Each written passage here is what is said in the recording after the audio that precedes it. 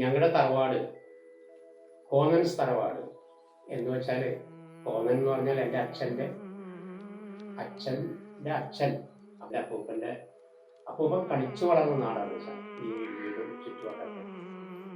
എൻ്റെ അച്ഛനും എൻ്റെ ജ്യേഷ്ഠന്മാരും ചേച്ചിമാരും എല്ലാവരും ഇവിടെ കളിച്ചു വളർന്നു. എനിക്ക് തോന്നുന്ന ഒരു 200 വർഷത്തിന് മേലെ പഴക്കമുള്ള ഒരു വീടാണ്. അനുരാഗിണി ഇതായൻ കരളിൽ വിരിഞ്ഞ പൂക്കൾ.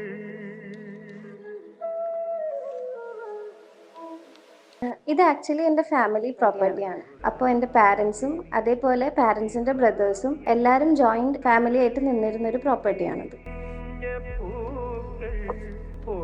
കോന്നൻസ് തറവാട് ഒരു ഹോം സ്റ്റേ ആയിട്ട് കൺവേർട്ട് ചെയ്യണം തന്നെയായിരുന്നു ഇനീഷ്യലി നമ്മുടെ ഫാമിലിക്ക് ഉണ്ടായിരുന്ന കോൺസെപ്റ്റ്. ആ കോൺസെപ്റ്റിൽ തന്നെ നമുക്ക് 3 കാര്യം കൂടെ അഡീഷണലി ചെയ്യാനുണ്ടായി. അതായത് ഓൾഡർ ജനറേഷനും അതേപോലെ ന്യൂവർ ജനറേഷനും പിന്നെ ഹോം സ്റ്റേക്ക് വരാൻ പോകുന്ന കസ്റ്റമേഴ്സിനും എപ്പോഴും ഒരു ഹോമായിട്ട് ഇവർക്ക് ഫീൽ ചെയ്യണം എന്നത് നമുക്കൊരു ക്രൈറ്റീരിയ ആയിരുന്നു. മെയിനായിട്ടുള്ള കോർ എലമെൻറ്റ്സ്, അതായത് ബിൽഡിംഗ് സ്ട്രക്ചർ ആയിക്കോട്ടെ, അവിടെ യൂസ് ചെയ്തിരുന്ന ഫേർണിച്ചേഴ്സ് ആയിക്കോട്ടെ, ചെറിയ ചെറിയ എലമെൻ്ററി ഡെക്കേഴ്സ് ഒക്കെ ആയിക്കോട്ടെ, അത് തന്നെ നമ്മൾ മെയിൻറ്റെയിൻ ചെയ്തുകൊണ്ടായിരുന്നു അതിൻ്റെ റെനോവേഷൻസ് ചെയ്തത്.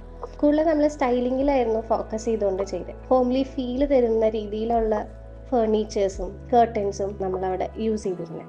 DIY ക്രാഫ്റ്റ്സ് ഒക്കെ യൂസ് ചെയ്തിട്ടായിരുന്നു നമ്മൾ കൂടുതലും ഡെക്കേഴ്സും വാൾ പിക്ചേഴ്സ് ഒക്കെ ചെയ്തിട്ടുണ്ടായിരുന്നു. ഹോം സ്റ്റേയുടെ ആൾക്കാർക്ക് വെച്ച് നോക്കുമ്പോൾ ഇവരുടെ തന്നെ ഒരു സ്വന്തം തറവാടായിട്ട് തന്നെ അവർക്ക് അതിനെ കാണാൻ പറ്റിയെന്ന് തന്നെയായിരുന്നു നമുക്ക് ഇതിൽ നിന്ന് കിട്ടിയ ഏറ്റവും വലിയൊരു ഔട്ട്പുട്ട് എന്ന് പറയുന്നത്.